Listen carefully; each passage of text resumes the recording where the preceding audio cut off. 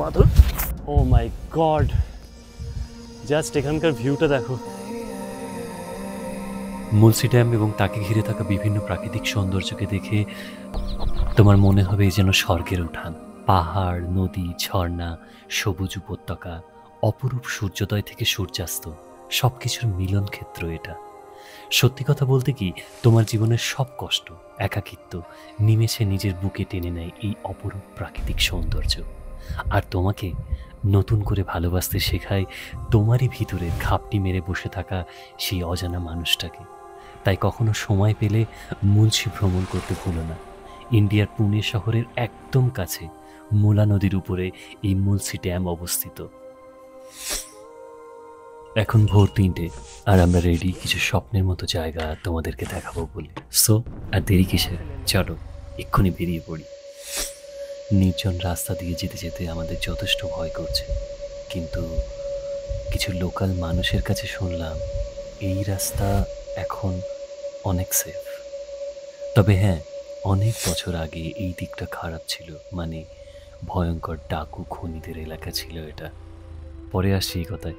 আপাতত আমরা একটা চায়ের দোকান খুঁজছি। অনেক লম্বা সময় ধরে আমরা গাড়ি চালাচ্ছি, অলমোস্ট। চিয়ার্স। আমি অবাক হচ্ছিলাম এই ভেবে যে এত সুন্দর একটা প্রকৃতির বুক থেকে এই ডাকু খুনিরা কিভাবে তৈরি হয়। ঠিক এমন সময় ভোরের আলোর দেখা পেলাম, আর আমাদের পাশে কি দেখলাম দেখবি? পাহাড়ে ঘেরা একটা নীরব লেক, যেন চুপ করে অপেক্ষা করছে আমাদেরকে শুভ সকাল বলবে বলে। কি দারুণ, তাই না? আমরা আরো সামনে যাচ্ছি, কেননা তোমাদের জন্য অপেক্ষা করছে আরো দারুণ দারুণ জায়গা।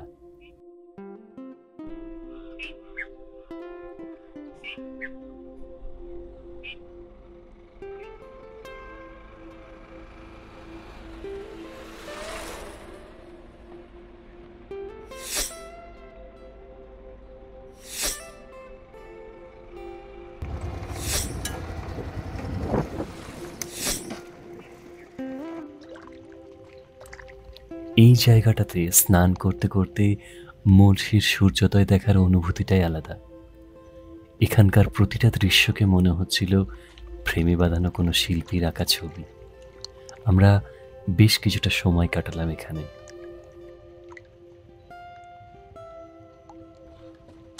বন্ধুদের সাথে সাঁতার কাটা, হাতে হাত রেখে পানির ভিতরে ঝাঁপিয়ে পড়ার মজাটাই আলাদা। বাই দ্য ওয়ে, তুমি শেষ কবে তোমার বন্ধুদের সাথে এমন সোনালী মুহূর্ত কাটিয়েছ? প্লিজ কমেন্ট করে জানাও। প্রকৃত বন্ধু যেমন সব সময় তোমার পাশে থাকে, ঠিক তেমনই হাজার হাজার কৃষকদের বন্ধু হয়ে তাদের পাশে দাঁড়িয়েছিল সেনাপতি বাপট নামের এক স্বাধীনতা সংগ্রামী। আর তার সাথে এই মুলসি ড্যামের ইতিহাস জড়িয়ে আছে অনন্তকাল ধরে। সত্যি কথা বলতে কি, মুলসি ড্যামের সৃষ্টির ইতিহাসটা অতটাও সুন্দর নয় যতটা সুন্দর এখানকার প্রকৃতি। মুলসি ড্যামের সুন্দর জলের গভীরে হারিয়ে গিয়েছিল হাজার হাজার পরিবার এবং তাদের স্বপ্ন। হ্যাঁ, ১৯ শতকের একদম প্রথমে পাহাড়ের নিচের দিকে বসবাসকারী ৫০টা গ্রামকে উচ্ছেদ করে দেওয়া হয়েছিল, আর তারপর শুরু হয়েছিল খনন, এটাকে একটা ড্যাম বানাবার জন্য। আর সব থেকে করুণ, ওই ৫০টা গ্রামের একটিও পরিবার কোনো ক্ষতিপূরণ পায়নি। এইসব কৃষকদের নিজের অধিকার ফিরিয়ে দেবার জন্যে পাণ্ডুরুং মহাদেব সেনাপতি বাপট প্রকৃত এক বন্ধুর মতো মুলসি সত্যাগ্রহ আন্দোলন করেছিলেন। কিন্তু সব কিছু হয়েছিল বৃথা। তাকে যেতে হয়েছিল জেলে। নিজেদের জমি হারিয়ে ঘর ছাড়া গ্রামবাসীদের চাষবাস কমতে থাকে, আর সেই সাথে বাড়তে থাকে প্রবল দারিদ্রতা। সে সময় পর্যটকও আসতো না আজকের মতো।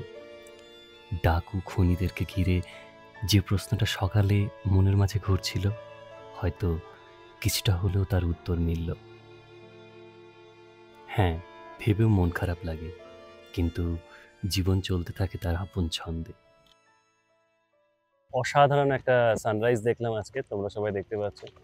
তো এদিকে দেখো এই সানরাইজ, এত সুন্দর সানরাইজকে ছেড়ে এবার চলে যেতে হবে। এনিওয়ে, বাট আমাদের জন্য অনেক বেটার বেটার অনেক কিছু ওয়েট করছে, তোমাদেরকে দেখাচ্ছি।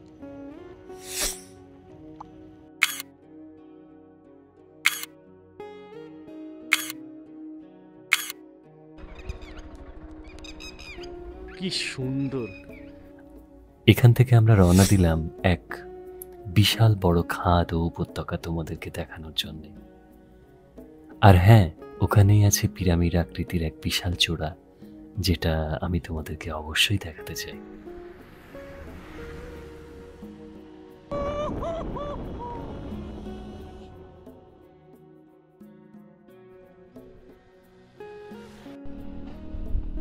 Oh my God.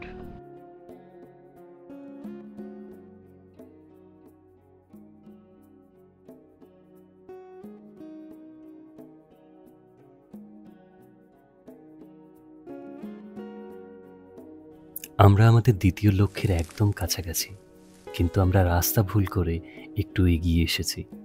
এখানে ফোনের নেটওয়ার্ক তেমন ভালোভাবে কাজ করছে না। ভীষণ ইম্পর্টেন্ট এই জায়গাটা, কেননা বেশিরভাগ মানুষের এই জায়গা থেকে এসেই অন্য রাস্তায় চলে যায়। এই রাস্তা দিয়ে যখন আমরা আসার পরে তোমরা দেখতে পাচ্ছ যে এখানে একটা রাস্তা চলে গিয়েছে, এটা হচ্ছে কুণ্ডলিকা ভ্যালিতে যাচ্ছে। আন্দারবন নেচার ট্রেল 3 কিলোমিটার এখান থেকে লেখা আছে, তো এই রাস্তা নিয়ে তোমাদেরকে যেতে হবে।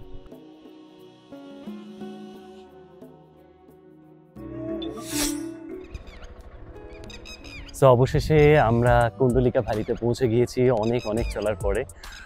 এই বিস্তৃত এরিয়া জুড়ে এই ভ্যালিটা আছে, তোমরা দেখো। আর তোমাদেরকে যে বলেছিলাম পিরামিডের মতো যে পাহাড়, সেটা হচ্ছে এই যে পিরামিডের মতো পাহাড়, দেখতে পাচ্ছ। এক্সিলেন্ট। সো আমি আর ধনঞ্জয় এখন এগিয়ে যাচ্ছি। প্রথম, হ্যাঁ क्या बोल रहे धनंजय? ও these are our shadows, yes yes। So দেখাচ্ছি ওখানের একটা অসাধারণ ভিউ দেখাবো এক্ষুনি। দেখা হলো একটা নিউ ফ্রেন্ডের সঙ্গে।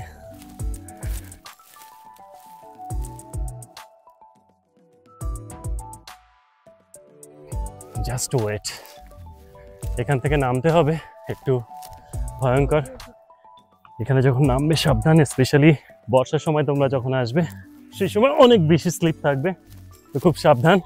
বাট তারপরে যে ভিউটা তুমি দেখবে,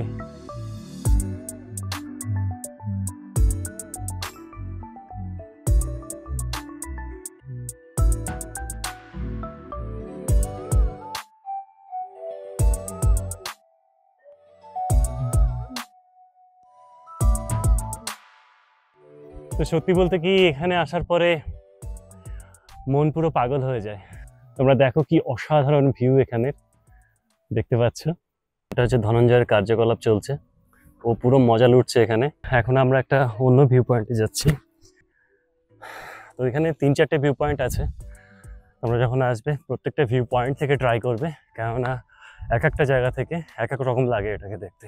আর সোশ্যাল মিডিয়াতে যেটা তোমরা দেখে থাকো যে অনেক স্টোনের উপরে সবাই ছবি দিচ্ছে, সেটা এই স্টোন।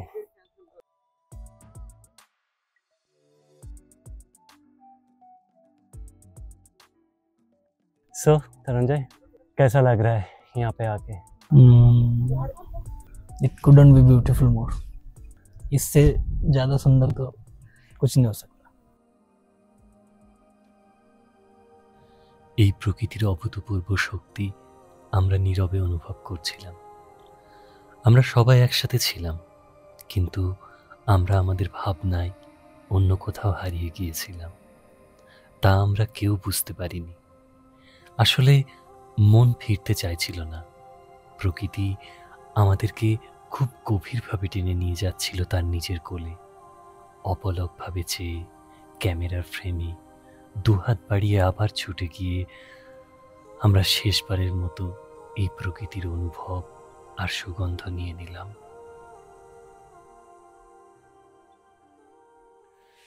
সো ফাইনালি এত সুন্দর জায়গাটাকে ছেড়ে চলে যাওয়ার সময় চলে এসেছে। খুব মনটা খারাপ করছে যে যেতে ইচ্ছা করছে না, এত সুন্দর জায়গা। ধনঞ্জয় অলরেডি বসে আছে এখানে, ওর পুরো মন খারাপ, এখান থেকে যাওয়ার একদম ইচ্ছা নেই ওর একটু। সো দারুণ দারুণ, তোমরা দেখতে পাচ্ছ এই নেচার। जाने का मन कर रहा है क्या? बिल्कुल भी नहीं। यह छोटा सा एक हट बना के रहते 8-10 ओहो दिन। तो क्यों जा रहा है? अरे क्या करे, संसार है, फैमिली है। अकेला होता तो रुक जाते. रुक जाता ना? সত্যি আমরা যদি এখানে থেকে যেতে পারতাম দারুণ হতো। যাই হোক, আমরা চলে এসেছি পার্কিং এরিয়ার কাছে, এক্ষুনি গেট থেকে বার হব। খুব ভালো করেছি যে আমরা খুব সকাল সকাল এখানে চলে এসেছি, তা না হলে তোমরা অলরেডি পেছনে নয়েজ শুনতে পাচ্ছ, প্রচুর মানুষজন এবারে হু হু করে আসছে। তোমরা ট্রাই করো যে উইকডেজে এখানে আসার, যদি একা একা শান্তি খুঁজতে চাও সেই জন্যে। আর যদি বেটার হয় যদি তোমরা স্যাটারডেতে আসতে পারো খুব আর্লি মর্নিংয়ে, তোমরা ট্রাই করবে এখানে যদি আসো তো অ্যারাউন্ড 6:30 to 7 AM এখানে এন্টার করে যাওয়ার। সো এখানে ঢোকার জন্য 140 রুপিস চার্জেস নেয় অ্যাডাল্টদের, আর যদি ফটোগ্রাফি করতে চাও 195 রুপিস নেয়, আর যারা ফরেনার তাদের 280 রুপিস চার্জেস করে। তো চলো দেখা হচ্ছে নেক্সট পয়েন্টে, ততক্ষণ পর্যন্ত বাই বাই।